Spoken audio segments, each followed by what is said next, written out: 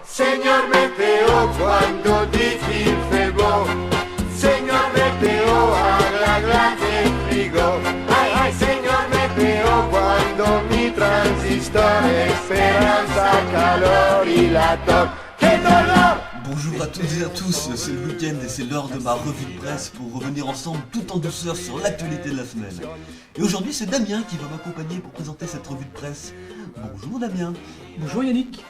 Ça vous plaît Carlos comme musique Damien? Ah, j'adore Carlos. Ah, il me semblait aussi. Bah oui, musique de circonstance, parce que... C'est vrai Yannick, que cette semaine dans l'actu on a beaucoup parlé de météo. Oui, alors, il pleut beaucoup en Bretagne, jusque-là rien de bien nouveau. Par contre, un SDF emporté par des vagues à Biarritz, hein, vous avez vu, c'est pas de bol ça. Surtout que c'était peut-être la seule fois de sa vie qu'il partait en vacances, le type. En même temps, apprendre à faire du surf pendant la tempête, c'était un peu la fausse bonne idée de la semaine. Mais c'est surtout à New York que la météo a été la plus difficile cette semaine, avec des températures à moins 50 degrés. Oui, alors, attention Damien, moins 50 degrés ressentis. Hein, comme si on pouvait encore ressentir quelque chose à moins 50 degrés. Enfin, ressenti, ça montre bien que c'est dans la tête tout ça.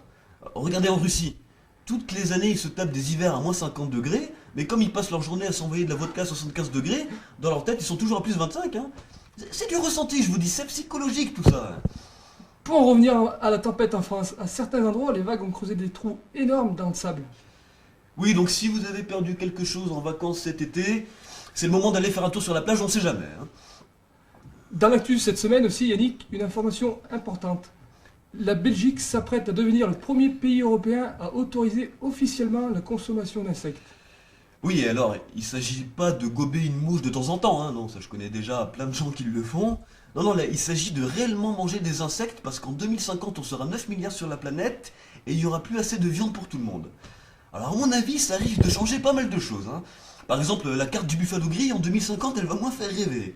Fini l'entrecôte du cow-boy et l'assiette du trappeur. Hein. Place à la formule microcosmos, carpaccio de vers de terre, scarabée farci aux asticots.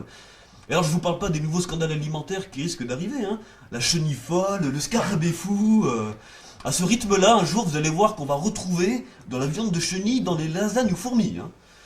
Mais ok, admettons qu'en 2050 on bouffe tous des insectes. Mais en 2100 on sera 12 milliards.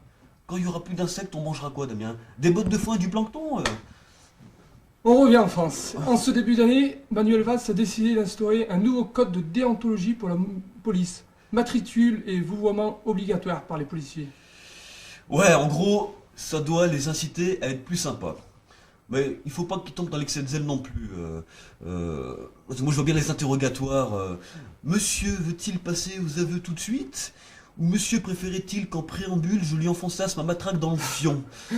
Non, moi j'ai un peu peur que ça empêche les policiers de faire leur travail correctement. Qu'on leur fiche la paix un peu. Cette semaine aussi, dans la presse américaine, la parution d'un article où les Français en prennent pour leur grade. Oui, alors la journaliste énumère dans son article tout un tas de clichés sur nous. On les connaît, hein. On est sale, râleur, gréviste, donc fainéant, obsédé sexuel aussi, merci DSK. Donc jusque-là c'est assez bien vu, il faut bien le reconnaître, c'est finement observé. Par contre, elle a oublié alcoolique et raciste, alors que c'est quand même ce qui caractérise le mieux le français de base, non? Lundi aussi, Yannick, c'est le retour de L'amour est dans le pré sur M6. Ah, M6. M6, ils ont un stock impressionnant d'émissions à la con. Hein. L'amour est dans le pré, nouveau look pour une nouvelle vie. Alors que par exemple, pour ces deux émissions, ils auraient pu faire du 2 en 1. Hein. Ça aurait fait nouveau plouc pour une nouvelle vie. Non, c'est peut-être pas la peine de faire deux émissions juste pour ça, quoi. L'amour est dans le pré, Yannick, c'est quand même 50 couples, 11 mariages, 26 bébés, et oui. Et oui, et aussi des centaines de chèvres, de lapins et autres animaux de la basse-cour qui ont pu retrouver une sexualité normale grâce à l'émission. Alors c'est pas rien, parce que la plupart du temps, vous le savez, les paysans travaillent seuls sur leur ferme, et je sais pas s'ils sont bien adeptes de la fameuse expression « nos hommes in job ». J'en suis pas sûr. Hein.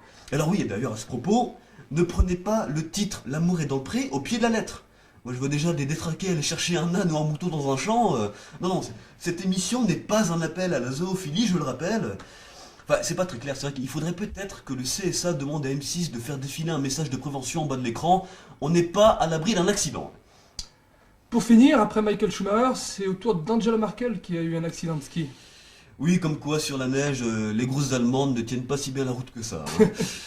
Voilà, c'est la fin de ma revue de presse. Il me reste plus qu'à vous remercier, Damien, vous étiez parfait. Merci Yannick. Voilà, merci à tous. Pour ceux qui n'étaient pas là la semaine dernière, je vous souhaite une bonne année. Il paraît qu'on a jusqu'à fin janvier pour souhaiter les vœux, donc on est large. Donc je vous souhaite une fois de plus les vœux en musique, parce que cette musique elle me fout la pêche. Portez-vous bien et à la semaine prochaine. Bonne année. Bonne année. Je sais pas vous Damien, mais moi elle me fout une pêche d'enfer cette musique. Moi ça me fout le braque complet. Et bien bonne année, merci.